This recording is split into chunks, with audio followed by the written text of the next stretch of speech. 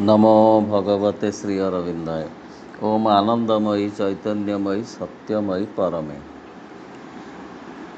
तुमे मो प्रभु तुमे मो सबु, मो प्राण अधीश्वर।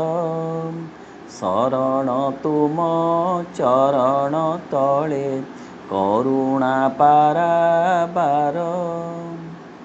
नील आकाशे तुमे नीलिमा, पुणी पूर्णिमा चांद। सुंदर शोभा मधुर विभा, ललित हस छंद। तुमे सागर नील लहरी, सुषम मृदु हास। दिगबारिणी आलोक रेखा, नाविक मन तोष। तुमे मलय मधुबलय, सुसुंदर मधुमास। तुमे कुसुम शोभा असीम, अधीर दर हास। तुमे ही आशा तुमे भरोसा, तुमे सकल सिद्धि। तुमे जीवर जीवन रेखा, तुमे लावण्य निधि। प्रणाम करे चरण तले, तुमे परमानंद। दिय अभय हुओ सदय, प्रभु श्री अरविंद। प्रभु श्री अरविंद, प्रभु श्री अरविंद। आमे श्री अरविंद विरचित गीता निबंधमाला ग्रंथर परम रहस्य अभिमुखे शीर्षक विषय संपर्क रे आलोचना करुथिले।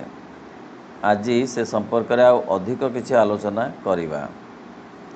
श्री अरविंद कहती गीतार चिंताधारार ए सुस्पष्ट नूतन धाराटी परवर्ती दुईटी श्लोक रे व्यक्त होइछि। तन्मध्यरु प्रथम श्लोकटीर तात्पर्य विशेष अर्थ सूचक। जे ब्रह्म होइछन्ति, जे शोक करन्ति नाही, आकांक्षा करन्ति नाही, जे सर्वभूतरे समभावापन्न, से मो प्रति परम प्रेम और भक्ति लाभ करन्ति। अर्थ जे प्रकृत रे ए पार्थिव जीवन रे जीवन बंचिबार कला को आयत्त करी, निजको भगवत अभिमुखी करी, तांको पाखरे समर्पित होई जीवन बंची थांती, तांको ही भगवान श्रद्धा करती, अत्यधिक भल पाती। अर्थ जे शोक करती नाही कौनसी क्षति रे, कारण क्षति हेउछि लाभर आउ एक दिग। क्षति होइछि माने पार्थिव जगत रे किछि लाभर आशा ता पछरे अछि चेतना क्षेत्र रे। एवं जी किछि आकांक्षा करती नाही, अर्थ किछि कामना वासना रखती नाही, जी सर्वभूतरे समभावापन्न, समस्तंकु समान भाव रे जी देखती, श्रद्धा करती, से मो प्रति परम प्रेम और भक्ति लाभ करती। प्रकृत रे एई सब होउछि भगवान का आड़ को जीवा पाई मार्ग। जी निज ठारू निजे मुकुली नाही, सी भगवान का आड़ को जाई परिबो नाही। प्रत्येक व्यक्ति निज पाखरे निजे बंधा पड़ी एभली भाव रे अछंती जे से गोटे जियार जीवन बंचुचंती बोली माँ अन्यत्र कहिसंती। से निजको निज ठारू मुकुलेइबा ही प्रथम कार्य और प्रधान कार्य ए संसार को आसीबा दिगरे। निज पाद निजे बांधी देछि, सेथिरु निजे मुकुलेइबाक पड़िबो। अहं द्वारा जो बंधन सृष्टि होइछि सेथिरु मुक्त न हेले भगवान आड़ को जमा जीवा तो दूर कथा आग्रह प्रकाश करहब ना जो कथा भागवत लिखाई मु मले मते तू पाइबु मु मले अर्थ तो अहंकारटा जितेबाला मृत्युवरण कर मो कथा तू चिंता करू एक हाथ रे अहं आर हाथ रे भगवान को रखिपर ना गोटे पाखरे अंधार गोटे हाथ रे आर हाथ रे आलुओ रखिहब ना आलुओ को रखा धरी रखा अंधार को छाड़ा पड़ो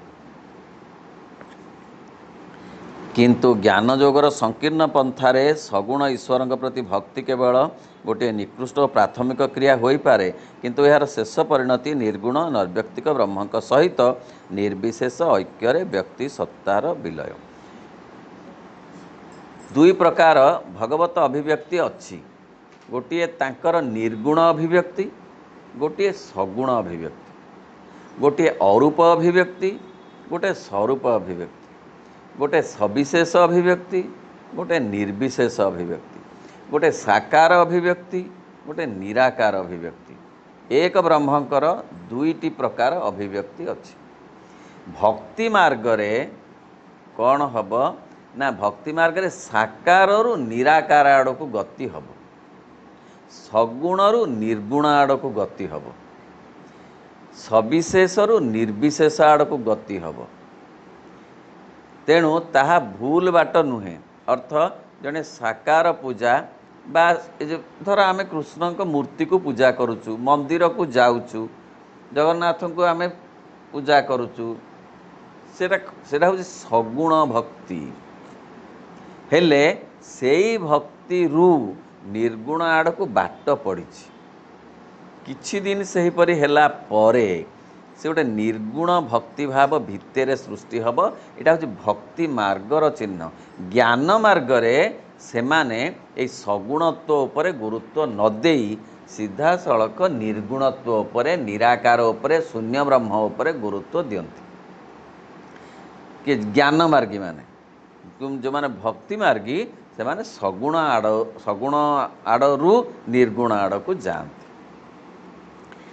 निर्गुण नैर्व्यक्तिक ब्रह्म सहित निर्विशेष ऐक्य व्यक्ति सत्तार विलय अर्थ से सविशेष निर्विशेष आड़ को जाती जो पूजा पाठ ये सब जो आचरण विधि एटा भूल नुहे ये बाट देई जीवाकू हब निर्गुण ब्रह्म पाखक निर्गुण ब्रह्म पाखक जीवाकू हब सगुण बाट देई श्री रामकृष्ण कहिले मूर्ति पूजा भूल नुहे आमे एई गोटे मूर्ति भितरे भगवान को परिकल्पना करिबा भूल नुहे किंतु सबु बेले सेइठारे रही जिबा भूल ताको अतिक्रम करिबा दरकार जे मूर्ति रे यदि भगवान को आमे अनुभव कलु ताले सर्वत्र भगवान को अनुभव करिया पे से एकक हबा दरकार यूनिटी गोटे जेमती किलिकिया बटकराटीए धरिले आमे मापिबा आरंभ करू मापिबा शिखु मापिबा जानू मात्र जीवन जाक कौन से गोटे केजी मापुथिबा से केजीटा पुणी क्विंटाल हबनी कि तार मिनिमम यूनिट कौन केजी किया बटकराटी मिनिमम यूनिट किंतु क्विंटाल भी बटकरा अच्छी से क्विंटाल को जीवाकू ए केजी किया बटकराटर व्यवहार जी केवल कह मो जो केजी किया बटकरा छड़ा कौ थे जिनस मुझे कि नेबिनी से दोकानी कह क्विंटाल जिनस मुझेबिनी केजी किया बटकरा तुम क्विंटाल बटकरा अच्छी नब ना ना मोर तो नियम गोटे केजी नेबी ना 100 थर मु मापी पारि ना से पेरेदब तेणु से लाखी रहा नुहे हेतु अतिक्रम करने दरकार सेपरी स्थले भक्तिर कौन स्थान रही पारे ना कारण सेठारे कहीं उपास्य नाही कहीं उपासक नाही सेठारे सबकिछि आत्मा सहित जीवर नीरव निश्चल तादात्म्य मध्य विलुप्त हुए जेतेबेले निर्गुणत्व आड़ को मनीष जाए जेतेबेले निराकार आड़ को मनीष जाए जेतेबेले जाए जो सविशेष निर्विशेष आड़ को सेतेबेले कौन हुए ना सेठारे आउ केही उपास्य बोली रहे नाही सेथिरे सीए जे ब्रह्म जे परिव्याप्त होइछन्ति सबुआड़े तांकु एक समय उपलब्धि करी हुए सेठी आउ केही सेव्य सेवक गुरु शिष्य केही न थांती। सगुण पर्यंत गुरु शिष्यंकर आवश्यकता अछि। निर्गुणत्व आसीगले आउ गुरु शिष्यंकर आवश्यकता किछि पड़िब नाही। सेठी से गुरु हवा केही केही गुरु नहंती, से स्वयं संपर्क तांक सहित स्थापित होई जीव। कौनसी माध्यमर आवश्यकता नाही, पूजार आवश्यकता नाही, मूर्तिर आवश्यकता नाही, श्लोकर आवश्यकता नाही, घंटीर आवश्यकता नाही, एपरिक गुरुंकर मध्य आवश्यकता नाही। जेतेबेले जणे सगुणरू निर्गुण रे जाई पहुँचिब। एठारे दृष्टि गीतारे आंभमानंकु नैर्व्यक्तिक ब्रह्मक अपेक्षा अधिक किछि देखाई दिया जाइछि। एठारे दृष्टि रखा जाइछि परम आत्मांक उपरे, जे मध्य परमेश्वर परम पुरुष तांकर परमा प्रकृति उपरे। दृष्टि रखा जाइछि पुरुषोत्तमक उपरे, जे कि सगुण और निर्गुण उभयर अतीत। गीता ग्रंथरे आउ गोटे स्तरर कथा कहा जाइछि। श्री अरविंद सेही कथाटी उपरे गुरुत्व देई कहउछन्ति जे सगुण निर्गुण। गीता ग्रंथरे आउ गोटे कथा अभिव्यक्ति अछि भगवान कर, तीनोटी अभिव्यक्ति कथा कहा जाइछि गीता ग्रंथरे। सगुण निर्गुण त्रिगुणातीत बा जे पुरुषोत्तम, माने सगुण निर्गुणर आउरी ऊर्ध्वरे जे अवस्थित तांकरी पर्यंत जीवाको हब बोली अर्जुन को श्रीकृष्ण कहउछन्ति। एठारे मध्य अहमिका युक्त व्यक्तित्व नैर्व्यक्तिक ब्रह्मंक नीरवता मध्यरे विलुप्त हुए, किंतु उक्त समय रे निश्चल नीरवता मध्यरे एक परम पुरुषंक कर्मधारा बलवत् रहे। कहले सेठी तामाने निर्गुण ब्रह्म प्राप्ति पर्यंत बा निर्गुण ब्रह्म प्राप्ति रे मध्य टिके अहंकार थाए, ता ऊपर को गले आउ अहंकार रहे नाही। सगुणरू निर्गुण निर्गुणरू त्रिगुणातीत हवाको पड़िबो, आहुरी ऊपर को जीवाको पड़िबो। सेतेबेले अहं ओ गुणत्रयर अज्ञान और पंगु क्रिया आउ चले नाही। सेतेबेले अहंकार चलिबनी कि तीन गुण आउ चलिबनी, तम गुण रजगुण आउ सत्वगुण, ए तीन गुणर कार्य चलिबनी। तीन गुणर कार्य किंतु निर्गुणत्व पर्यंत अच्छी, सगुण तो भरिकी अच्छी। तीनटा जाक गुण अल्प बहुत सगुणत्व ए पूजा पाठरे सब अच्छी। तम गुण अच्छी, रजगुण अच्छी, सत्वगुण भी अच्छी। कौन सगुण पूजारे सगुणत्व। निर्गुणत्व मध्य सत्वगुण अच्छी, तम गुण कमी जाई पारे, रजगुण कमी जाई पारे, किंतु सत्वगुण तथापि निर्गुण पूजा पर्यंत अच्छी। टिके अहंकार सात्विक अहंकार बोली जहाँ को कहा जाए जे भगवान मोर, मु भगवान को चाहे, मु आउ किछि चाहे नहीं, मु केवल भगवान को चाहे। हेई पारे ताहा भक्तिर चरम सीमा, हेई पारे ताहा निर्गुण भगवानंकर प्राप्तिर मार्ग, किंतु तथापि ता भितर टिके ना टिके अहंकार अछि।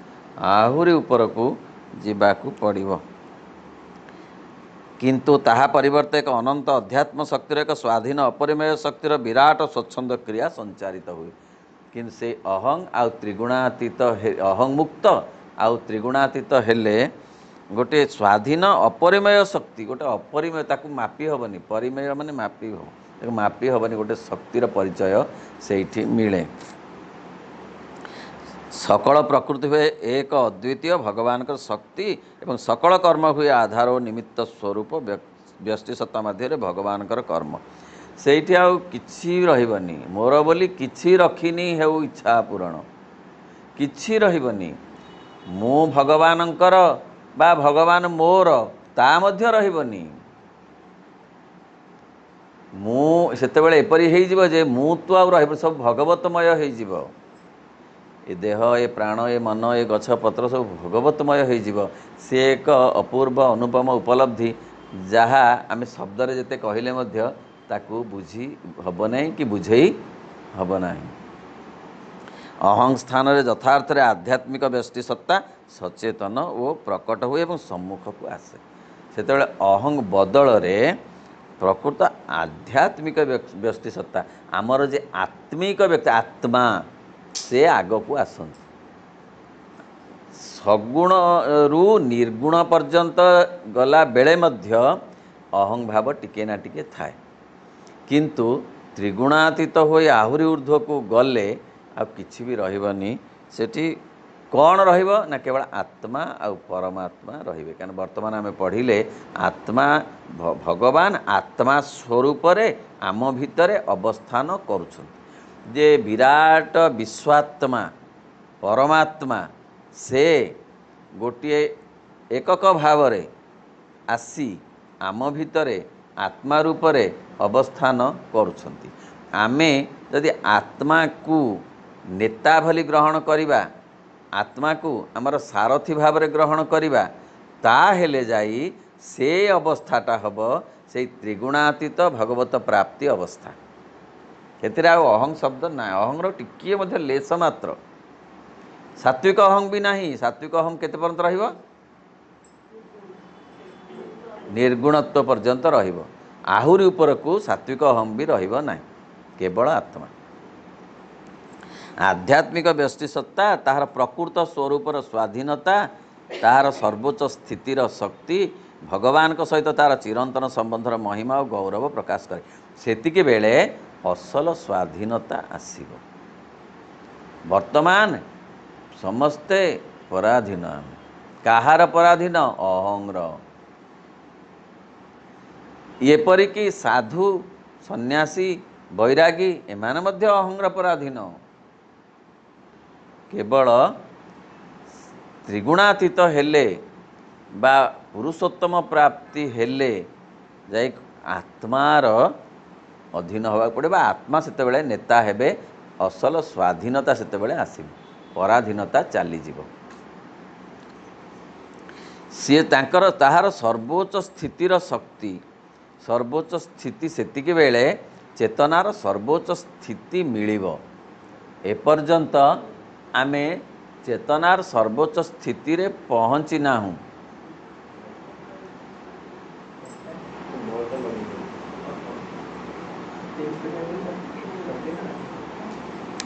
भगवान को सहित तार चिरंतन संबंधर महिमा और गौरव प्रकाश करे सेतेबेले भगवान को सहित जो एकात्म हबार एक होई जिबार जो स्वाधीनता जनित आनंद सेटा मिले तेणु आमे आसीचु भगवान को सहित एक होई जिबा पाई गीतारे मध्य से दिग्दर्शन अच्छी श्री अरविंद पूर्ण जोगरे दिग्दर्शन मुक्ति पाई नाही अच्छी भगवान को सहित एक होई जिबा अर्थ भगवान होई जिबा आमे जेहेतु तांकर अंश विशेष से अंश पूर्ण हब जेमिति गोटे पूर्णिमा जह्नर प्रतिपदार जह्न बा द्वितीयार जह्न गोटे अंश विशेष पूर्णिमा जह्नर तार भवितव्य कौन लीन हो जिबा नुहे नाश हो जिबा नुहे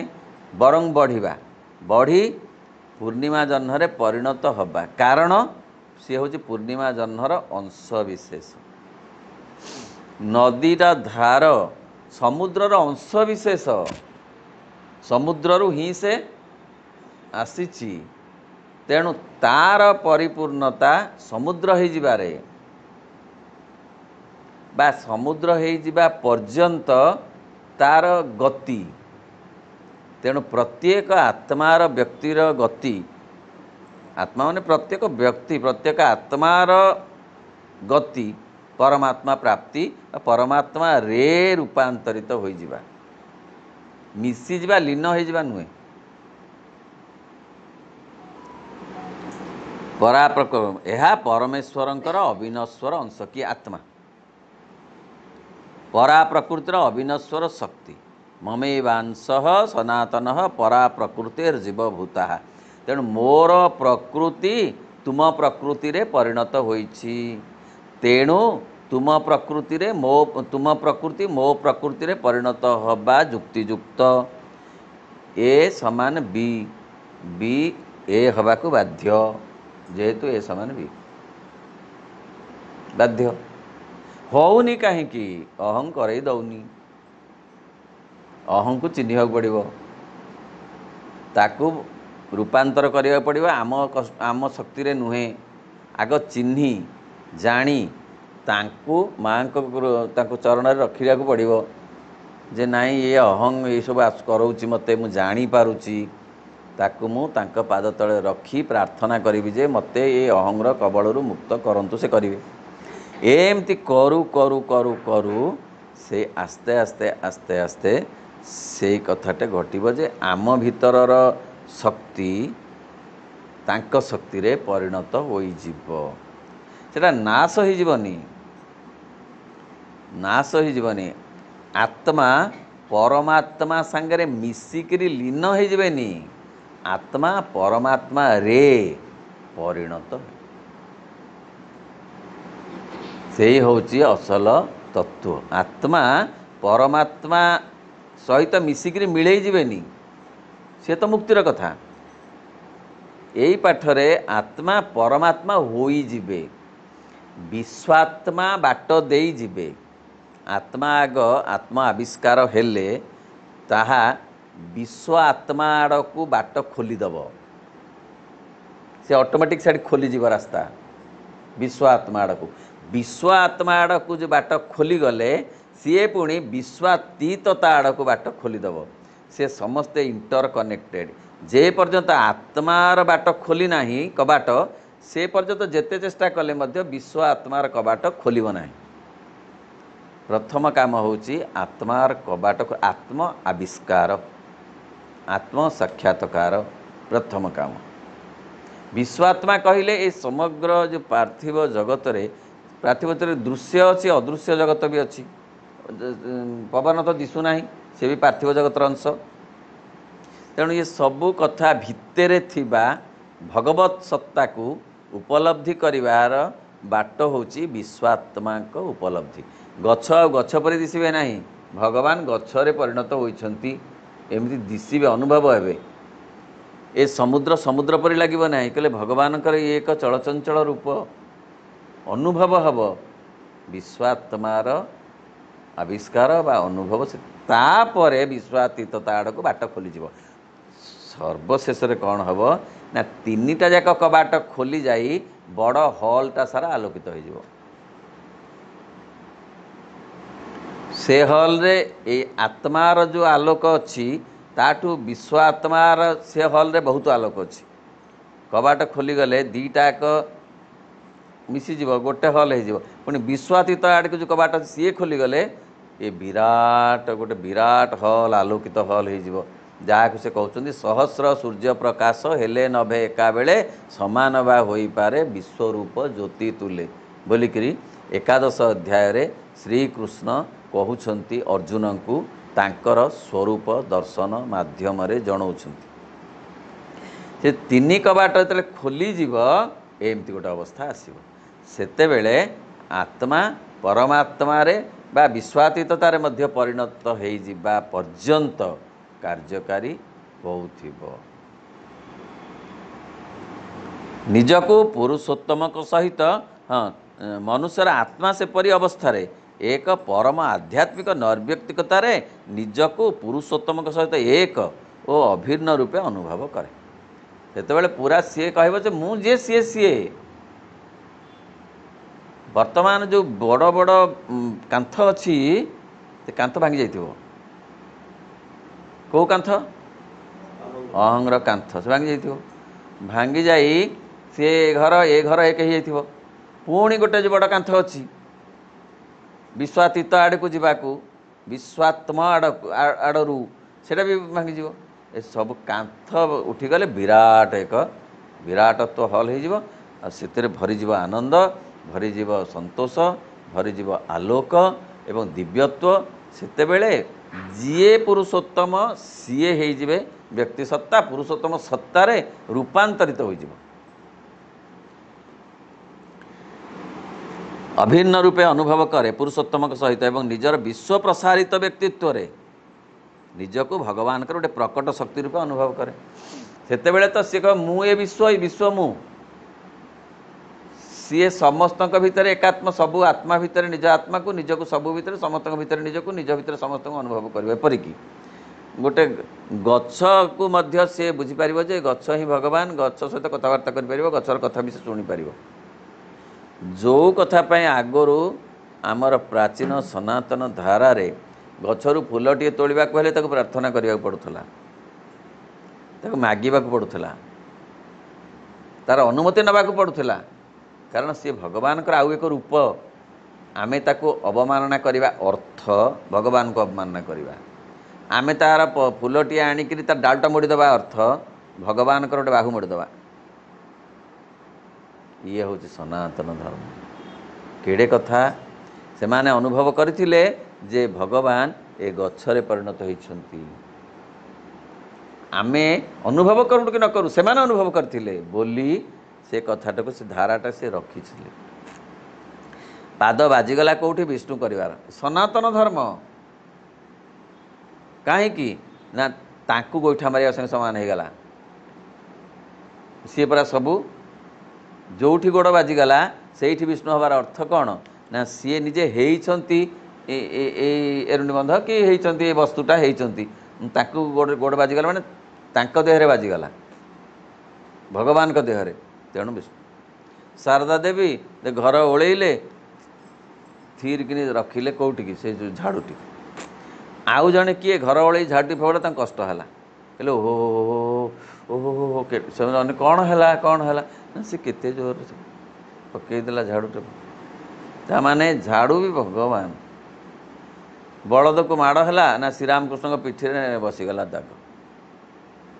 କାହିଁକିନା ବଳଦକୁ ଭଗବାନ ଭାବିଲେ କ'ଣ ଏତେ ମାଡ଼ ଦେଇହେବ କି? ଅର୍ଥ ଏଇ ହେଉଛି ବାଟ ଯେ ନିଜକୁ ବିଶ୍ୱ ପ୍ରସାରିତ ବ୍ୟକ୍ତିତ୍ୱରେ ଭଗବାନଙ୍କର ଗୋଟେ ପ୍ରକଟ ଶକ୍ତି ରୂପେ ଅନୁଭବ କରେ। କିଏ? ବ୍ୟକ୍ତି ସତ୍ତା। ତାହାର ଜ୍ଞାନ ହୁଏ ଭଗବାନଙ୍କର ଜ୍ଞାନର ଗୋଟିଏ ଅଂଶ, ତାର ସଂକଳ୍ପ ହୁଏ ଭଗବତ ସଂକଳ୍ପର ଗୋଟିଏ ଶକ୍ତି। ବିଶ୍ୱର ସକଳଙ୍କ ସହିତ ତାହାର ଐକ୍ୟ ହୁଏ ଭଗବାନଙ୍କ ଶାଶ୍ୱତ ଐକ୍ୟର ଗୋଟିଏ ସଞ୍ଚାର। ସେତେବେଳେ ବ୍ୟକ୍ତି ସତ୍ତା କ'ଣ ପାଇଁ ଆସିଛି? ଆସିଛି ଗୋଟେ ବିରାଟ କାର୍ଯ୍ୟରେ।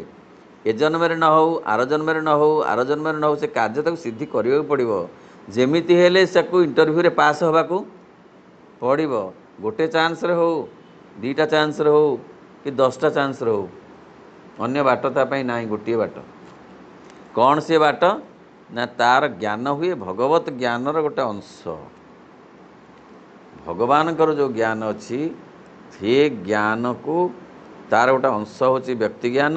ବ୍ୟକ୍ତି ଜ୍ଞାନକୁ ଭଗବତ ଜ୍ଞାନରେ ପରିଣତ କରିବା ପର୍ଯ୍ୟନ୍ତ ତାକୁ ଯିବାକୁ ହିଁ ହେବ, ବାଟ ଚାଲିବାକୁ ହେବ, ଜନ୍ମ ପରେ ଜନ୍ମ ଗ୍ରହଣ କରିବାକୁ ହେବ। ଆଉ କ'ଣ? ନା ତା'ର ସଂକଳ୍ପ ହୁଏ ଭଗବତ ସଂକଳ୍ପର ଗୋଟିଏ ଶକ୍ତି। ଅର୍ଥ ସିଏ ଚାହିଁବ ଭଗବାନ ଯେଉଁ ସଂକଳ୍ପ କରିଛନ୍ତି ସେଇ ସଂକଳ୍ପ ହେବ ମୋର ସଂକଳ୍ପ। ଭଗବାନ ସଂକଳ୍ପ କ'ଣ ତାଙ୍କର? ନା ତାଙ୍କର ହେଉଛି ଯେଉଁ ଡିଭାଇନ୍ ପ୍ଲାନ୍। ଡିଭାଇନ୍ ପ୍ଲାନ୍ ଅଛି ଯେ ସ୍ପେସିସ୍ ପରେ ସ୍ପେସିସ୍ ସେ ତିଆରି କରିବେ। ସେ ନିଜେ ଗୋଟେ ସ୍ପେସିସ୍ରେ ରୂପାନ୍ତରିତ ହେଲା ପର୍ଯ୍ୟନ୍ତ ତାଙ୍କର ଗୋଟେ ରୂପ, ଏ ମାଟି ଗୋଡ଼ି ପାଣି ପଥର ତାଙ୍କରି ଗୋଟେ ରୂପ, ତାଙ୍କରି ଗୋଟେ ରୂପ ଗଛପତ୍ର ଫୁଲ ଫଳ, ତାଙ୍କରି ଆଉ ଗୋଟେ ରୂପ ଏ ପଶୁପକ୍ଷୀ ମଣିଷ, ଇଏ ଆଉ ଗୋଟେ ରୂପ। ପୁଣି ତାଙ୍କର ଆଉ ଗୋଟେ ରୂପ ଡିଭାଇନ୍ ପ୍ଲାନ୍ରେ ଅଛି, ଗୋଟେ ଦିବ୍ୟ ମାନବ ରୂପ। ତାପରେ ପୁଣି ଜଣେ ପଚାରିଲେ ମାଆଙ୍କୁ, ତାପରେ ଅତିମାନବ ବା ଦିବ୍ୟ ମାନବ ଆସିଲା ପରେ କ'ଣ ହେବ? ନା ଆଗ ସେତିକି ହେଉ, ତାପର କଥା ପଛେ ବୁଝା ହେବ। ଅର୍ଥାତ୍ ତାପରେ ପୁରୁଷୋତ୍ତମ ତତ୍ତ୍ୱର କଥା ଅଛି। ସଚ୍ଚିତ ଆନନ୍ଦ ପରେ ପୁରୁଷୋତ୍ତମ ତତ୍ତ୍ୱ ପର୍ଯ୍ୟନ୍ତ ଯିବାକୁ ଅଛି। ସିଏ ବହୁତ କଥା, ଆଗ ଏଇ ସ୍ପେସିସ୍ ପର୍ଯ୍ୟନ୍ତ ହେଉ। ହେଲେ ଏଇ ଡିଭାଇନ୍ ପ୍ଲାନ୍ ଯାହା ଅଛି ସେଥିରେ ସହଯୋଗ କରିବାକୁ ମଣିଷ ଆସିଛି। अर्थ आउ गोटे स्पेसीज रे परिणत हवा पाई माँ श्री अरविंद चाहिछंती मनुष्य को आसीछंती से काम रे पूजा पाइबा को आसी नाहंती एठी कौन सी प्रकार तांको श्लोक बोलिकरी किए तांको खुशी करू से आसी नाहंती से आसीचंती केवल गोटे काम रे जे बेल हो गला यही स्पेसीज रु आउ गोटे स्पेसीज आसीबा दरकार पड़िलानी आउ विलंब करी हबनी प्रकृति हाथ में दायित्व देले असुविधा हब निजे जीवाकू पड़िबो जो आगे कौन कि जड़े प्रतिनिधि द्वारा कर दिया जाउथिला नाई स्वयं जीव प्रतिनिधि द्वारा हबनी डेरी हब निजे जीवाकू पड़िबो से निजे आसिले कौन पाई ना ए स्पेसीज रु आउ गोटे स्पेसीज आनिबा पाई एथिपाई सी कहउछंती will you help are you ready तमें मते टिके सहयोग करिवो कि कौन सहयोग करिवो आमे जोग करिवनी तमें जोग तुम्हें करि परिबनी सहयोग करिवो कंसेंट दबो हाँ बोली कहिवो सम्मति प्रकाश करिवो आग्रह प्रकाश करिवो इच्छा करिवो संकल्प करिवो समर्पण करिवो अभिप्सा करिवो प्रत्याख्यान करिवो एगुड़ा सहयोग आउ भोगराग दबा यज्ञ करिबा उपवास करिबा तीर्थ बुलिबा मंदिर जिबा से सब ए स्पेसीज आनिबारे सहयोग करिवनी तांको कामरे सहयोग करिवनी यज्ञ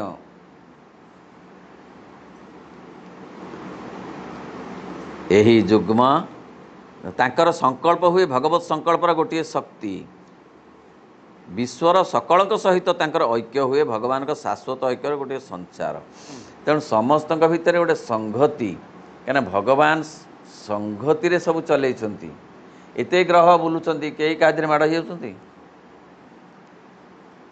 एते गछर एते पत्र प्रत्येक पत्र को आलुओ पड़िबार व्यवस्था से करछंती लक्ष्य कले जानी हब प्रत्येक पत्र को आलुओ पड़ो सेमती सजा होती कौ पत्र एमती सजा होती कौ पत्र केमती सजा है सब अलग अलग सजा किए मनुष्य सजैनी प्रत्येक पाखुड़ा तार निजस्व रंग विस्तार करिवार व्यवस्था कराई भाविबार कथा आमको पचारि करना गोलाप फुलर पाखुड़ा जमी सजा होती पद्म फुलर पाखुड़ा सेम सजा हैनी कहीं ना प्रत्येक पाखुड़ा तार निजस्व रंग को प्रकाश करने सुजोग पाऊ ठीक ना भूल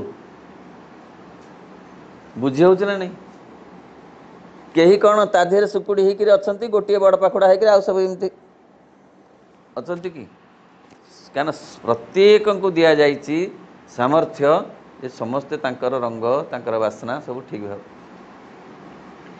प्रत्येक पक्षी हो पशु हो तांकर दायित्व व्यवस्था से बुझीचंती कहिबार अर्थ जे से जो संहति आनिचंती संहति कौन तार इंग्लिश हार्मोनी से आनिचंती से हार्मोनी रो अधिकारी मनीष हवा दरकार मनीष सबुठ गोटे एमती जीव जे से जमा हार्मोनी चाहेनी सब खाली भाग करे गोटे कटुरी धरी खाली टुकुरा टुकुरा टुकुरा टुकुरा करू करू तार जीवन बीतीगला खाली टुकुरा टुकुरा एका हो गला तो बराबर आपर सदा बेले तार कामुटी है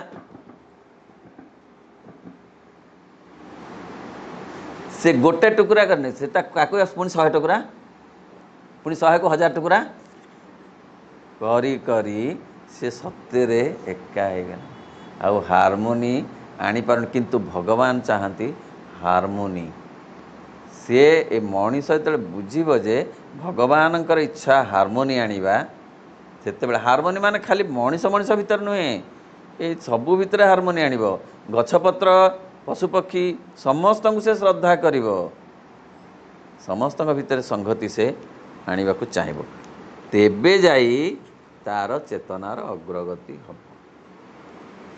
यही जुग्म उपलब्धिर सत्तार अनिर्वचनीय सत्यर दुईटी पक्षर संयोगर अवलंबन दुईटी मध्यरु जेकोसी गोटे अथवा उभय द्वारा मनुष्य तार अनंत सत्ता दिगरे अग्रसर हो पारे और ताहा मध्य प्रवेश करिपारे ଏହା ମଧ୍ୟରେ ହିଁ ମୁକ୍ତ ମନୁଷ୍ୟକୁ ବାସ କରିବାକୁ ହୁଏ, କର୍ମ କରିବାକୁ ହୁଏ ଏବଂ ଅଭିଜ୍ଞତା ଲାଭ କରିବାକୁ ହେବ। ଅର୍ଥାତ୍ ସିଏ ବିଶ୍ୱ ମଧ୍ୟରେ ନିଜକୁ, ନିଜ ଭିତରେ ବିଶ୍ୱକୁ ଉପଲବ୍ଧି କରିବା ପାଇଁକି ଆସିଛି। ଯେତେ କଷ୍ଟ ପଡ଼ିଲେ ମଧ୍ୟ, ଯେତେ ଜନ୍ମ ଲାଗିଲେ ମଧ୍ୟ ସେଇ ବାଟ ଦେଇ ତାକୁ ଯିବାକୁ ହେବ। ଯେତେ ନିଜକୁ ଅଲଗା କରି ଭଗବାନଙ୍କ ଠାରୁ ରଖିଲେ ମଧ୍ୟ ଦିନେ ନା ଦିନେ ତାକୁ ଯିବାକୁ ହେବ। ନଦୀକୁ ଯେତେ ଅଟକେଇଲେ ମଧ୍ୟ ସେ ଦିନେ ନା ଦିନେ ସେଇଠିକି ଭାଙ୍ଗିକିରି ବନ୍ଧ ଯିବ ହିଁ ଯିବ।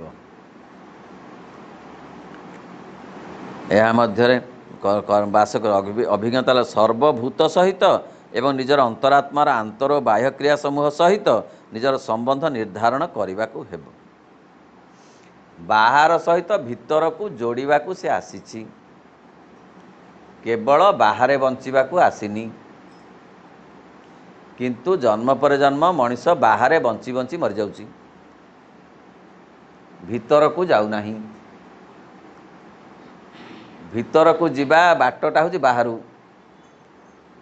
କେହି ଭିତରୁ ଖାପିକି ନେଇପାରିବନି।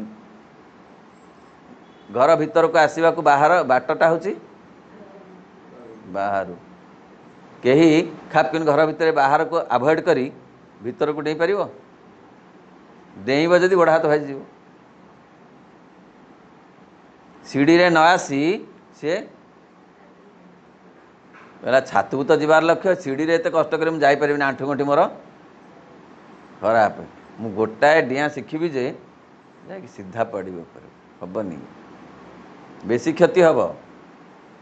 ତେଣୁ ଇନ୍ଦ୍ରିୟମାନେ କ'ଣ କରୁଛନ୍ତି ନା ବହିର୍ଜଗତ ସହିତ ସମ୍ପର୍କ ସ୍ଥାପନ କରାଇଛନ୍ତି, ଆମକୁ ଦେଖାଉଛନ୍ତି, ଚଖଉଛନ୍ତି ଇନ୍ଦ୍ରିୟମାନେ। ସେଇ ଇନ୍ଦ୍ରିୟମାନଙ୍କ ମାଧ୍ୟମରେ ଦ୍ୱାରା ଭିତରକୁ ଯିବାକୁ ଯାଇ ଭିତର ବାହାର ଉଭୟକୁ ସମାନ କରିବାକୁ ପଡ଼ିବ। ଯେଉଁଟା ହେଇପାରୁନି ମଝିରେ ଗୋଟେ ବ୍ୟାରିୟର ରହୁଛି ଅହଂର, ସିଏ ଛାଡ଼ି ଦେଉନି ଭିତରକୁ। ଭଗବାନଙ୍କ କଥା ଟିକେ ଭାବିବାକୁ ସେ ଛାଡ଼ି ଦେଉନି, ଭଗବାନଙ୍କ ବହି ଟିକେ ପଢ଼ିବାକୁ ସେ ଛାଡ଼ି ଦେଉନି, ଭଗବାନଙ୍କୁ ପ୍ରାର୍ଥନା କରିବାକୁ ସେ ଛାଡ଼ି ଦେଉନି, ଯେଉଁଠି ଭଗବତ ଚର୍ଚ୍ଚା ହେଉଛି ସେଠି ଯିବାକୁ ଛାଡ଼ି ଦେଉନି। କିଏ ଛାଡ଼ି ଦେଉନି? ଅହଂ ଛାଡ଼ି ଦେଉନି।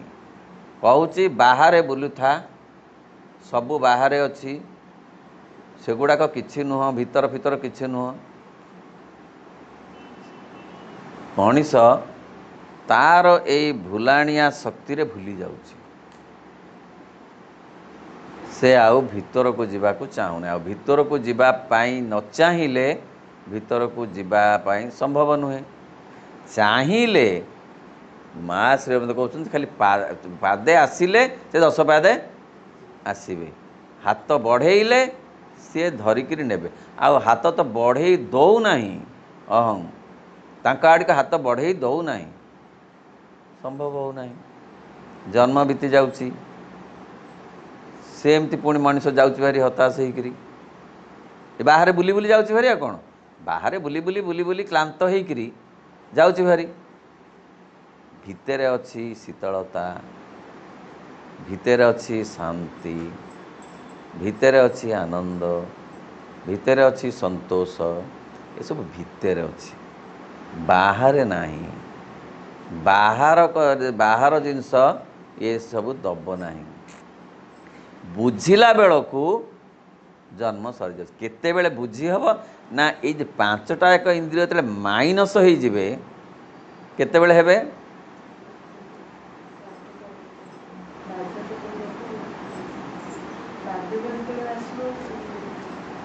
ମୃତ୍ୟୁରେ।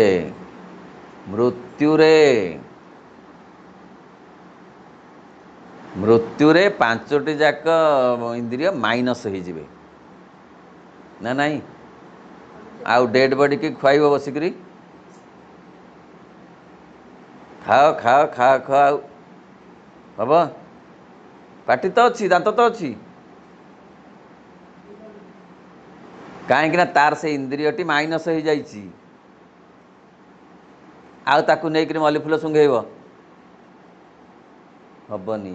ତେଣୁ ମାଇନସ୍ ହେଇଗଲା ପରେ 5ଟା ଯାକ ଇନ୍ଦ୍ରିୟ ଯେଉଁ ସତ୍ତାଟି ରହେ ସେଇ କଷ୍ଟ ପାଏ।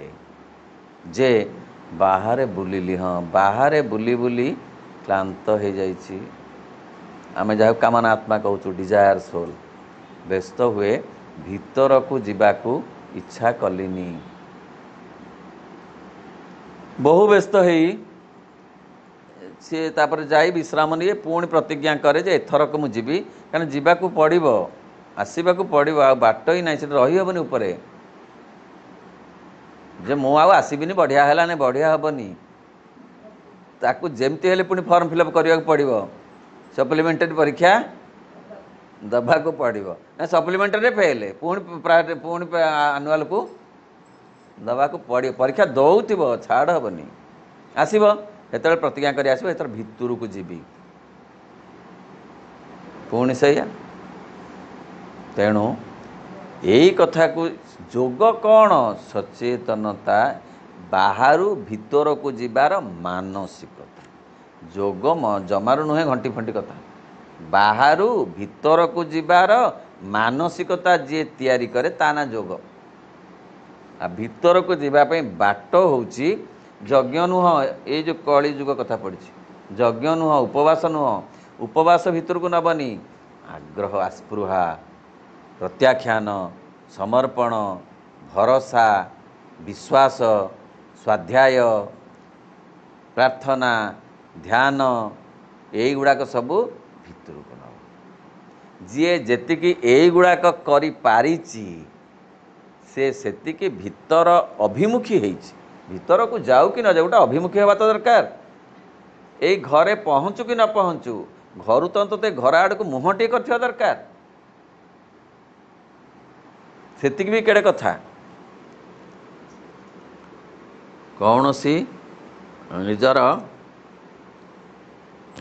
କିମ୍ବା ତାହାର ଶ୍ରେଷ୍ଠତମ ଗଲା ମୁକ୍ତ ମନୁଷ୍ୟକୁ ଉଭୟ ଦ୍ୱାରା କର୍ମ କରିବାକୁ ହେବ, ଅଭିଜ୍ଞତା ଲାଭ କରିବାକୁ ହେବ। ସର୍ବଭୂତ ସହିତ ଏବଂ ନିଜର ଅନ୍ତରାତ୍ମାର ଆନ୍ତର ବାହ୍ୟ କ୍ରିୟା ସମୂହ ସହିତ ନିଜର ସମ୍ବନ୍ଧ ନିର୍ଦ୍ଧାରଣ କରିବାକୁ ହେବ, ବାହାର ସହିତ ଭିତରର, କିମ୍ବା ତାହାର ଶ୍ରେଷ୍ଠତମ ସତ୍ତାର ମହତ୍ତମ ଶକ୍ତି ଦ୍ୱାରା ତାହା ସକାଶେ ନିର୍ଣ୍ଣିତ ହେବ। ଏବଂ ସେହି ଐକ୍ୟମୂଳକ ଉପଲବ୍ଧିରେ ମଧ୍ୟ ଯେ କେବଳ ଉପାସନା, ପ୍ରେମ ଓ ଭକ୍ତି ସମ୍ଭବପରତା ନୁହେଁ, ପରନ୍ତୁ ଏହା ଉଚ୍ଚତମ ଉପଲବ୍ଧିର ଏକ ପ୍ରଶସ୍ତ, ଏକ ଅନିବାର୍ଯ୍ୟ, ଚରମ ଲଭ୍ୟାଂଶ ସ୍ୱରୂପ। କହିଲେ ଖାଲି ଉପାସନାରୁ ଆରମ୍ଭ ହେବ, ଆରାଧନାରୁ ଆରମ୍ଭ ହୋଇପାରେ, କିନ୍ତୁ ଏତିକି ବି ଯଥେଷ୍ଟ ନୁହେଁ। ପୁରା ଭିତରକୁ ଯାଇ ଆତ୍ମ ଆବିଷ୍କାର କରିବାକୁ ପଡ଼ିବ। ମା କହୁଛନ୍ତି ତୁମେ ଏଇ ଅଭିପ୍ସା ଆଉ ପ୍ରତ୍ୟାଖ୍ୟାନ, ସମର୍ପଣ, ବିଶ୍ୱାସ, ଭରସା, ଧ୍ୟାନ, ପ୍ରାର୍ଥନା, ଏଇଥିରେ ସବୁ ଲାଗି ରହ। ଦେଖିବ ଦିନେ ହଠାତ୍ ଗୋଟେ କବାଟ ଖୋଲିଯିବ। ଦିନେ ମାନେ କ'ଣ, 8-10 ଦିନ ନୁହଁ, 10 ବର୍ଷ, 15 ବର୍ଷ, ଗୋଟେ ଜନ୍ମ, 2 ଜନ୍ମ, 5 ଜନ୍ମ, ଯାହା ବି ହେଉ, ଗୋଟେ ଖୋଲିଯିବ। ଖୋଲିଗଲେ ସେଇ ଯେଉଁ କବାଟଟା ଖୋଲିଯିବ, ସେ ଆତ୍ମା ଆଡ଼କୁ ସେ କବାଟଟା ଖୋଲିଯିବ। ହେଲେ ଆରମ୍ଭ ହେବ ଏଇ ଅଭିପ୍ସା, ପ୍ରତ୍ୟାଖ୍ୟାନ, ସମର୍ପଣ, ଏଇଥିରୁ ଆରମ୍ଭ ହେବ। ପହଞ୍ଚିବ ଯାଇ କଥାଟା ଆତ୍ମା ପାଖରେ, ସେଇ କଥା ଗୁଡ଼ାକ ପହଞ୍ଚେଇ ଦେବ। ତେଣୁ ଉପାସନା ଦରକାର, ଶ୍ରଦ୍ଧା, ଉପାସନା ସବୁ ଦରକାର। ଏକ ଅଦ୍ୱିତୀୟ ଭଗବାନ ଅନନ୍ତ କାଳ ଧରି ବହୁ ହୋଇଛନ୍ତି। ସେହି ବହୁ ମଧ୍ୟ ସେମାନଙ୍କର ଦୃଶ୍ୟତଃ ବିଭେଦ ମଧ୍ୟରେ ଚିରକାଳ ଏକ।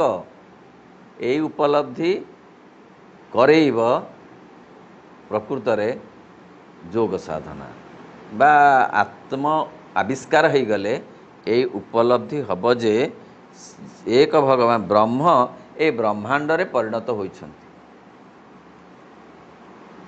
ଏଇ ଉପଲବ୍ଧିଟା ହେବା ଦରକାର ଯେ ବ୍ରହ୍ମାଣ୍ଡ ଭିତରେ ବ୍ରହ୍ମ ଅଛନ୍ତି, ତାର ନ୍ୟୁକ୍ଲିୟସ୍ ଭାବରେ। ସିଏ ଗୋଟେ ଖୋଳ ପିନ୍ଧିଛନ୍ତି, ଗୋଟେ ମୁଖା ପିନ୍ଧିଛନ୍ତି, କିନ୍ତୁ ଭିତରେ ଗୋଟେ ସୂକ୍ଷ୍ମ ଭାବରେ ସିଏ ଅଛନ୍ତି। ଚାରିପଟେ ଗୋଟେ ବେଢ଼ଣ କରିଛନ୍ତି। ବେଢ଼ଣକୁ ଭେଦ କଲେ ତାଙ୍କ ପାଖରେ ପହଞ୍ଚି ହେବ। ଆଉ ବେଢ଼ଣକୁ ଅବମାନନା କରିଦେଲେ ହେବନି, ବେଢ଼ଣକୁ ଭେଦ କରିବାକୁ ପଡ଼ିବ। ଗଛ ଭିତରେ ଭଗବାନ ଅଛନ୍ତି, ବେଢ଼ଣ, ପତ୍ର ବେଢ଼ଣ, ଏଇ ଯେଉଁ ଡାଳ ବେଢ଼ଣ, ଫୁଲ ଫଳ ସବୁ ବେଢ଼ଣ। ମଣିଷ ଭିତରେ ସେମିତି ଅଛନ୍ତି, ଗୋଡ଼ ହାତ ସବୁ ବେଢ଼ଣ। ତାକୁ ଭେଦ କରିକିରି ଯିବାକୁ ହେବ।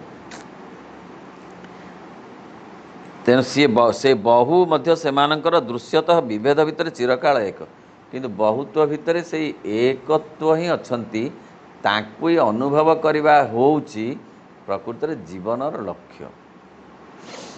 ଯେ ସବୁ ଭିତରେ ସିଏ ଅଛନ୍ତି, ସବୁ ଭିତରେ ତାଙ୍କରି ଉପସ୍ଥିତି ଅଛି, এই କଥାକୁ ଅନୁଭବ କରିବାର ଅଛି। ପରମ ପୁରୁଷ ଆମମାନଙ୍କ ମଧ୍ୟରେ ଜଗତର ନିଗୂଢ଼ ରହସ୍ୟ ଏବଂ ତତ୍ତ୍ୱ ପ୍ରକାଶ କରୁଛନ୍ତି ଏବଂ ସେ ତାଙ୍କର ବହୁତ୍ୱ ଦ୍ୱାରା ବିକ୍ଷିପ୍ତ ହୁଅନ୍ତି ନାହିଁ। ସିଏ ବହୁତ୍ୱ ଦ୍ୱାରା ସେ ଏମିତି ଭାଗ ହେଇନାହାନ୍ତି। ସେ ଏକ ଅଦ୍ୱିତୀୟ ଭାବରେ ସବୁଠି ଅଛନ୍ତି। ପିମ୍ପୁଡ଼ିରେ ଯେମିତି ଭାବରେ ଅଛନ୍ତି, ହାତୀ ଭିତରେ ସେମିତି ଭାବରେ ଅଛନ୍ତି। ଏବଂ ସେ ତାଙ୍କର ବହୁତ୍ୱ ଦ୍ୱାରା ବିକ୍ଷିପ୍ତ ହୁଅନ୍ତି ନାହିଁ ଏବଂ ତାଙ୍କର ଏକତ୍ୱ ଦ୍ୱାରା ସୀମିତ ହୁଅନ୍ତି ନାହିଁ। ସିଏ ଯେଉଁଥିରେ ରୂପାନ୍ତରିତ ହୋଇଛନ୍ତି ସେଥିରେ ସିଏ ଏକତ୍ୱ ହୋଇନାହାନ୍ତି, ଭାଗ ଭାଗ ହୋଇନାହାନ୍ତି। ସିଏ ସବୁଠି ସମାନ ଭାବରେ ଅଛନ୍ତି। ଗୋଟେ ଜଳବିନ୍ଦୁ ଭିତରେ ସେ ଯେମିତି ଅଛନ୍ତି, ସମୁଦ୍ର ଭିତରେ ବି ସେ ସେମିତି ଅଛନ୍ତି। ବଡ଼ ସାନ ନାହିଁ, ତାଙ୍କର ଏକତ୍ୱ ଦ୍ୱାରା ସୀମିତ ହୁଅନ୍ତି ନାହିଁ। ଏହା ହିଁ ପୂର୍ଣ୍ଣ ଜ୍ଞାନ। ଏଇ ଜ୍ଞାନ ପର୍ଯ୍ୟନ୍ତ ମଣିଷକୁ ଯିବାକୁ ହେବ। ତାମାନେ ବହୁତ ବାଟ ତାକୁ ଯିବାକୁ ହେବ। କଥା ହେଉଛି କିଏ ସେ? ଏ ବିରାଟ ପୋଖରୀରେ ଶ୍ରୀରାମକୃଷ୍ଣ କହିଲେ ଦୁଇ ପ୍ରକାର ଜୀବ ଅଛନ୍ତି। କିଛି ହେଉଛନ୍ତି ମୁକ୍ତ ଜୀବ, ଆଉ କିଛି ବଦ୍ଧ ଜୀବ। ଯିଏ ପୋଖରୀରେ ପୁରା ବିରାଟ ପୋଖରୀରେ ଖେଳୁଛନ୍ତି ସିଏ ଜୀବନ ଗୋଟେ ଜନ୍ମ ଖେଳୁଛନ୍ତି। ଆଉ କିଛି ଜୀବ କ'ଣ ହେଇଛନ୍ତି, ତାଙ୍କର ଯେଉଁ ରେଶମୀ ସୂତାରେ ସେ କାହାକୁ କାହାକୁ ଧରି ଦେଇଛନ୍ତି। କିଏ ଯେ? ଭଗବାନ।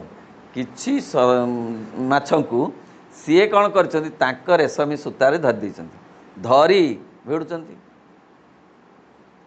ଯିଏ ବୁଲୁଛନ୍ତି ଆନନ୍ଦରେ ସେ ଆନନ୍ଦରେ ରହିଲେ, ଯିଏ ଭିଡ଼ା ହେଲେ ସେ କଠରେ ପଡ଼ିଲେ।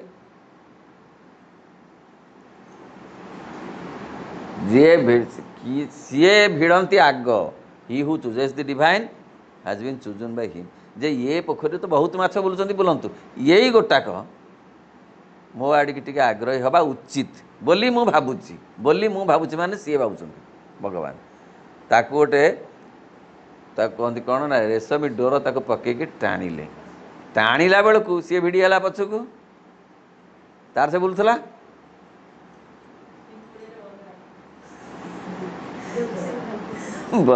ସିଏ ତାର ବୁଲୁଥିଲା, ତାକୁ ଯେତେବେଳେ ଟିକିଏ ଗଳାରେ ଫାସ ପକେଇ ଭିଡ଼ା ହେଲା, ସେ ଗୁହାଳରୁ ଆଉ ସେ ପଛକୁ ଭିଡ଼ିଲା। ଭିଡ଼ୁ ତାଙ୍କୁ ଭିଡ଼ିବାକୁ ପଡ଼ିଲା। ଇଏ ପଛକୁ ଏମିତି ଚାଲିଛି ଚଣା ଭିଡ଼ା, ଆଉ କ'ଣ? ଏ ଅବସ୍ଥାରେ କିଛି ଜଣ ଅଛନ୍ତି, କିଛି ଜଣ ଏଇଠି ନାହିଁ ମୋ ଦୁନିଆରେ। ଆଉ ଯିଏ ବୁଲିଲେ ତାଙ୍କୁ ଭିଡ଼ା ଅବସ୍ଥା ଆସିନାହିଁ, ତାଙ୍କୁ ସେ ଭିଡ଼ିବାକୁ ପକେଇ ନାହାନ୍ତି, ତାଙ୍କ ଗଳାରେ ରେଶମୀ ଡୋର ପଡ଼ିନାହିଁ। ଯାହାଙ୍କଠି ପଡ଼ିଛି ତାଙ୍କୁ କଷ୍ଟ ବେଶୀ ହେବନି। ସ୍ୱଚ୍ଛନ୍ଦରେ ବୁଲିବା ଆଉ ଭିଡ଼ା ହେଇକିରି ଗୋଟେ ଆଡ଼ିକି ଯିବା। ଗୁହାଳରୁ ଦେଖିଛନ୍ତି ସେ ଯେ ଗାଈ ଗୋରୁ କିଣା ବିକା ବେଳେ ସେ କେମିତି ଭିଡ଼ି ହେଉଥାନ୍ତି, ସେମିତିକା। କିନ୍ତୁ ସିଏ ଭିଡ଼ିଛନ୍ତି ମାନେ ଦାୟିତ୍ୱ ନେଇଛନ୍ତି। କେତିକି ଭିଡ଼ା ହେବ ସେ ଜାଣିଛନ୍ତି। ସିଏ ବି ଜାଣିଛନ୍ତି କେତିକି ଜୋରରେ ଭିଡ଼ିଲେ ପଡ଼ିଯିବ ନା। ସିଏ କ'ଣ ଗୋଡ଼ ହାତ ଭାଙ୍ଗି ଦେଇ ପଡ଼ିକି ନା, କେତିକି କାହାକୁ ଭିଡ଼ା ହେବ, କିନ୍ତୁ କେତେ କାହାକୁ ଭିଡ଼ା ହେବ ସେ ଜାଣିଛନ୍ତି। ଏହାଦ୍ୱାରା ସୀମିତ ଏ ପୂର୍ଣ୍ଣ ଜ୍ଞାନ। ଏହା ହିଁ ପୂର୍ଣ୍ଣ ଜ୍ଞାନ ଯେ ସିଏ ସବୁ ଭିତରେ ଅଛନ୍ତି ଏବଂ ତାଙ୍କ ଭିତରେ ସବୁ ଅଛି। ଏହା ହିଁ ସମନ୍ୱୟକାରୀ ଉପଲବ୍ଧି। ଏହା ହିଁ ମନୁଷ୍ୟକୁ ମୁକ୍ତସ୍ୟ କର୍ମ ମୁକ୍ତ କର୍ମ ସମ୍ପାଦନ ନିମିତ୍ତ ସମର୍ଥ କରେ। ଏଇ ହେଉଛି ଅସଲ ତତ୍ତ୍ୱ ଜୀବନର, ଯେ ବାହାରୁ ଭିତରକୁ ଯିବା, ଯାଇ ବାହାର ଭିତରକୁ ଏକାକାର କରିବା। ବାହାରକୁ ଛାଡ଼ିଦେବା ନୁହେଁ, ପ୍ରାଚୀନ ଧାରାରେ ବାହାରୁ ଭିତରକୁ ଯାଇ ବାହାରକୁ ଛାଡ଼ିଦେବା। ପୂର୍ଣ୍ଣ ଯୋଗରେ ବାହାରୁ ଭିତରକୁ ଯାଇ ଦୁଇଟାକ ଏକା କରିବା। ଅର୍ଥ प्राचीन जुगे आम सीढ़ीर व्यवहार कलु छात को गलु तापर सीढ़ी की 2 गोइठा पकई कहला आउ दरकार नहीं जा। पूर्ण जुगे जो सीढ़ी सहायता कला ताकू सुनार सीढ़ी करार अच्छे ताकू सुनार सीढ़ी रे परिणत करवा दरकार। अर्थ जो देह जो प्राण आउ मन रो साहाज्य रे भितरु बाहर को जीवा को हेला शून्य जाई हबो कि मृत्यु परे आउ जाई हबनी आ भीतर कौन बाहर कौन तेणु ये देह आउ मन आउ प्राण ये केते जीवन थिला बेले थिबे तांकरी साहाज्य रे बाहरु भितर को जीवा को हबो गले एई मानन को भितर पहुँची जाई हबो भितर जो पूर्ण आलोक अच्छी पूर्ण आनंद अच्छी पूर्ण प्रशांति अच्छी से प्रभाव रे ए बाहर मानन को प्रभावित करने को पड़िबो कृतज्ञतार चिन्ह स्वरूप हेले ए देह हे जिवो दिव्य देह प्राण हब दिव्य प्राण मन हब दिव्य मन जीवन सेते बेले हब दिव्य जीवन ताले कोठी रहिला असल कथाटी ना देह जेते चेष्टा कले मन को मन दिव्य देह हबनी जेते हठ जोग कले जेते विटामिन खाइले जेते सालसा खाइले कौन सालसा खाती नहीं आगे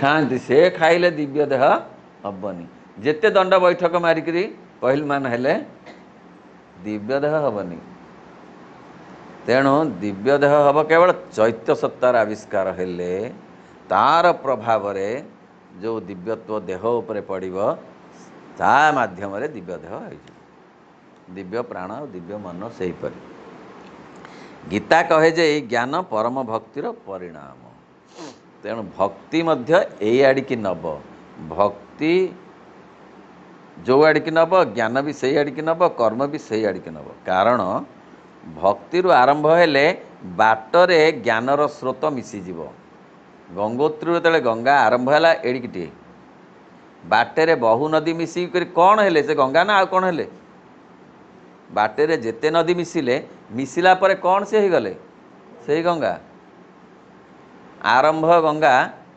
सहित बाटरे केते मिसिले सबू मिसिले मध्य गंगार पर से परी भक्ति जदि आरंभ हम ज्ञान बाटरे मिसिब ही मिसिब कर्म आउ टिके छाड़ी मिसिब ही मिसिब ना जदि कर्मरु आरंभ हम ना भक्ति किछि बाट पर मिसिब ही मिसिब कर्म ज्ञान मिसिब तीनिटा एक निश्चित भाव में आग पछाई मिसिबे मिसिले पूर्णता आसिब यही ज्ञान लाभ करा जाए जेतेबेले मनुष्यर मन सकल विषय संबंध में अतिमानस और समुच्च अध्यात्म दृष्टि साहाय्य निजर सीमा अतिक्रम करे जेतेबेले हृदय मध्य प्रेम और भक्तिर अपेक्षाकृत अज्ञान और मानसिक रूप अतिक्रम रूपक एपरी प्रेम भाव में आविष्ट हुए केतेबेले से कथा हब ना मन जेतेबेले प्रशस्त हब आस्ते आस्ते हब भक्ति द्वारा मध्य मन प्रशस्त हुए कर्म द्वारा मध्य मन प्रशस्त हब ज्ञान द्वारा मध्य मन प्रशस्त हब मन को प्रशस्त करने को दरकार अच्छी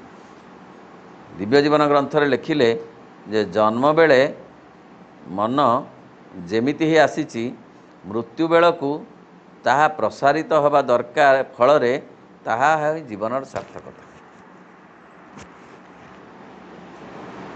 पुणी लिखिले जे रबर जेपरी भिड़िले बढ़े मन को सेपरी भिड़वा हुए भिड़वा कामटा आमर मन को भिड़वार अर्थ कौन मन चाहे सब भाग भाग कर संकीर्णता ताको टिके प्रशस्त करने को हम निजर चेष्टा करने को हम इच्छा करने को हम एवं सेटा हेले मनर भिड़वा कथा है अर्थ जन्म बेले जो मन संकीर्ण होकर आसला धर जो मन एडिटे होकर 4 इंच 8 इंच होता से मन जदि मृत्यु बेलू से 8 इंच हम ना आहरी कमिक 2 इंच हो तेणु ताकू बढ़ेवा दरकार बढ़िले मन जिते प्रशस्त हो क्या मन मध्यम ही हम क्या देह आ प्राण पछरे प्रभावित हेबे क्या मनीष हूँ मनुपुत्र मनर जीव मन चलाऊा मन चलाए तेणु मन आड़ू ही आसीब प्रशस्तता ए जो विस्तृतिटा मन आड़ू आसीब प्राण आड़ू हठात आसीबनी से जेतेबेले हृदय मध्य प्रेम और भक्तिर अपेक्षाकृत अज्ञान और मानसिक रूप अतिक्रम करी प्रेम भाव आविष्ट मनरे आसीब ज्ञान हृदय रे आसीब प्रेम शरीर रे आसीब जो जहाँ को आम कहूँ जे सौंदर्य शांत और गभीर प्रशस्ततम ज्ञानालोकर समुज्ज्वल जेतेबेले से भगवान ठारे परम प्रीति अपरिमेय श्रद्धा अविचलित दिव्यानंद आध्यात्मिक आनंद प्राप्त हुए केतेबेले कथा हम ना भगवान प्रति जो परम प्रीति भाव आसीब विराटर अंशविशेष हेले निश्चित भाव से विराटत्व प्रति गोटे आकर्षण स्वाभाविक मात्र ताहा होउना ही लीला पाई ताहले तो सरी जाता राम तो वनवास गले वनवास सारी पड़े आस रावण टी खंजा है रामायण हो बोली ताहले जीए वनवास गला से ही खंजी ना आउ गोटे किए खंची बुझेलानी जीए वनवास गला से ही खंजी जे एमती गोटे रावण से ही वनवास गला राम से ही पुणी रावण होकरी ये लीला रचना करी रामायण करेला सेहीपरि बृहतरु जो अंश आसीची ता प्रति आकृष्ट हवा स्वाभाविक नदी आकृष्ट हम पहाड़ आड़ को केबे हेनी कारण से पहाड़ रू आसीनी पहाड़ रू आसीना कौट पहाड़ रू आसी ना नाई नाई कौटू आसपा समुद्र रू आसी से बराबर समुद्र आड़ को जीव कारण से पहाड़ आड़ को जीवनी गोटे देखिए आपण गोटे गोटे बेसी गोटे पानी गोटे जगार जमी जाइए घर धोइला बेलू आउ गोटे टिके दूर रे गोटे जलबिंदु अच्छी टाणी ही से मिसीज देखी ना तब कहीं दरकार नहीं से निजे निजे टाणी हो कहीं ना से तार अंश विशेष से तो अलग हो रही जाइए से सब चाहूँगी ता सांगे मिसी जावाई जेते बेले सुविधा सुजोग पाइला से मिसिबा आत्मा सब बेले चाहूँगी परमात्मा को साक्षात कर परमात्मा रे परिणत हब अहं करे दौनी जिते पर्यंत अहं करे दौन से पर्यंत ताकू एमती आसी क्लांत हवा पड़ो क्या ये व्यक्ति सत्ता को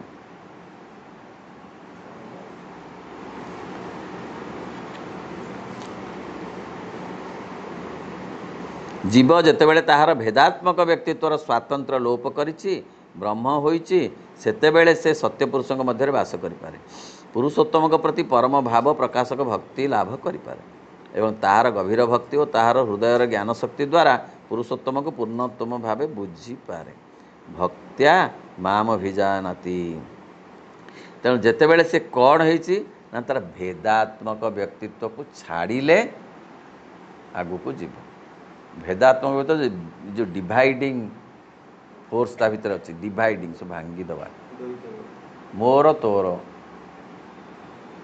भाव थिला पर्यंत हबनी ताको आस्ते आस्ते आस्ते आस्ते छाड़िबा को पड़िबो जेतेबेले हृदयर अतल स्पर्शी दृष्टि मनर चरम उपलब्धि को पूर्णांग करी गढ़े ताहा ही पूर्ण ज्ञान चरम उपर पूर्णांग सर्वत्र माम ज्ञात्वा सबुठी मते ज्ञान मु बोली ज्ञान करी सबुठी मु अच्छी बोली ज्ञान कले प्रकृत रे प्रशस्तता आसीब मनर सब अन्य लोक भितर केवल नुहे ए वस्तु भितर मध्य भगवान अछंती भगवान सर्वत्र अछंती यही चेतना रे रहिले अभ्यास कले आस्ते आस्ते योग साधना संभव हब गीता कहे मु किए मोर ऐश्वर्य केते ताहा से जानी पारे मोर सत्तार सकल सत्य और तत्व विषय से अवगत हो पारे यावान जस्मास्मि तत्वतः सेतिक बेले से बुझीबाकू चेष्टा करिबो जे मु किए आमे सरल भाव में जेहेतु शास्त्र आगुरी कही सारी मु हूँ एक आत्मा मु चैत्य सत्ता कहीदेले तो हेनी एटा सीना आम शास्त्र पढ़ुचु बोली कहीदौचु किंतु एटा को उपलब्धि करने को हम वर्तमान पर्यंत आमे शास्त्र पढ़ीदेलु थियोरिटिकाली किंतु प्रैक्टिकली कहूँ आमे मु हूँ देह मु हूँ मोर प्राण मु हूँ मोर मन प्रैक्टिकली अनुभव करूँ जे नाई तत्वतः आमे कहूँ मु एक आत्मा किंतु व्यावहारिक दृष्टि मु एक देह मु एक प्राण और मन उदाहरण ना धर आमे गोटे जगह को चली चलिकी दूर बाट गलु जनक घरे पहुँचलु तापर आमे कौन कहूँ ओह मु बहुत क्लांत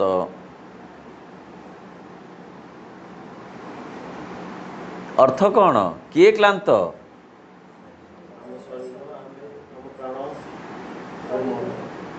शरीर क्लांत हो जाए सेठी आमे कौन कहलु मु हूँ एक शरीर मु हूँ मो शरीर तापर कहलु स्विच फैन टा नहीं कि